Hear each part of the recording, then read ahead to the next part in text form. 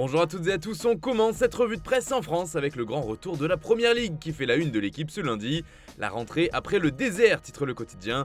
Comme tous les ans, le championnat anglais fait son Boxing Day, mais cette fois, il a lieu seulement 8 jours après la finale de la Coupe du Monde. Et comme le rappelle le journal, ça commence avec le leader Arsenal qui reçoit West Ham ce soir. Autre point important, Erling Haaland qui va pouvoir enfin fouler à nouveau les pelouses.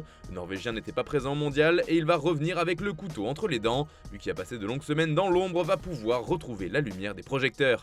D'ailleurs, on parle de lui en Angleterre et notamment dans le Manchester Evening News, car Kevin De Bruyne lui a fixé un sacré objectif. Répondant à une question sur le cyborg et sa place parmi les meilleurs attaquants du monde, le Belge a avoué que son coéquipier pourrait aller très loin. Erling est tellement obsédé par les buts qu'il peut peut-être aller au-delà. Il a déjà environ 200 buts, donc il peut probablement aller jusqu'à 600, 700 ou 800 s'il reste en forme et fait les choses qu'il fait. Allez, on file en Angleterre justement où le retour de la Première Ligue est dans toutes les têtes. Cela fait la une du Daily Telegraph qui nous rapporte au passage une autre information qui concerne le mercato de Liverpool. Car Jürgen Klopp a évoqué le cas de Jude Bellingham et n'a pas été avare en compliments pour l'international anglais. Je n'aime pas parler d'argent quand vous parlez d'un joueur comme lui, tout le monde peut voir qu'il est juste exceptionnel. Avant d'ajouter, qu'est-ce que je peux dire? J'y pense depuis 2 ou 3 ans depuis qu'il a fait sa percée à Dortmund.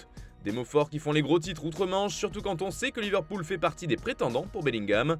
Selon The Daily Telegraph, Klopp se jette dans la course aux jeunes joueurs anglais, et le ton est le même en couverture de The Guardian. Liverpool passe à l'offensive, explique le journal. Idem pour le Daily Mail qui ajoute que Klopp a tiré le premier dans la bataille pour signer Bellingham.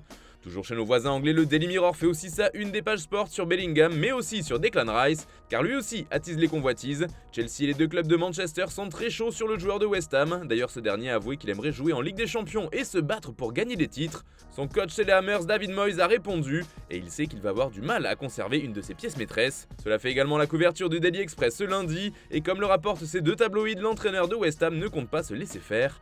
Nous espérons que nous pourrons atteindre la Ligue des Champions. Cela semble difficile, mais nous n'allons pas simplement nous retourner et laisser Declan s'en aller. Ça va être un gros combat.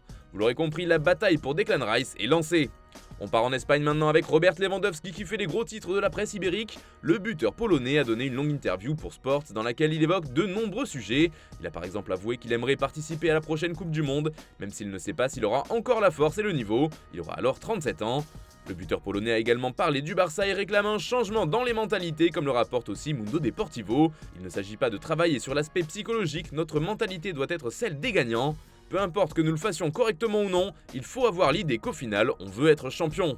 Bref, Lewandowski est prêt à en découdre, et vu que le FC Barcelone est éliminé en Ligue des Champions, il va tout donner pour remporter la Liga. Allez, on termine ce tour de la presse toujours en Espagne avec Marca cette fois. Le quotidien fait sa une du jour sur Kylian Mbappé. Le Real ne changera pas ses plans pour Mbappé, titre le journal, qui explique que les dirigeants de la Casablanca veulent rester à l'écart de ce dossier ô combien difficile à boucler. Ils pensent que personne ne pourra s'approcher du coût total de Mbappé. Il coûterait actuellement environ 100 millions d'euros par an au Paris Saint-Germain. Pour l'instant donc, le Real préfère fixer le cap sur Bellingham et son projet Henrik. Justement, Kylian Mbappé fait aussi parler dans Hockey Diaro. Le média ibérique nous apprend que l'attaquant français aurait fixé 3 conditions pour rester à Paris sur la durée. Même si les infos du journal espagnol sont à prendre avec des pincettes. La première demande était déjà connue lors de sa prolongation puisqu'il s'agit du départ de Neymar. Autre condition, c'est la signature de Harry Kane. Il faut dire que son profil colle avec celui que réclamait il y a quelques mois Mbappé, celui d'un pivot. Enfin, dernière demande, l'arrivée de Zinedine Zidane sur le banc de touche. La balle est maintenant dans le camp des dirigeants du PSG. Voilà, c'est tout pour ce matin. Bonne journée à tous, on se retrouve tout à l'heure pour un nouveau JT et demain pour la prochaine revue de presse sur Foot Mercato.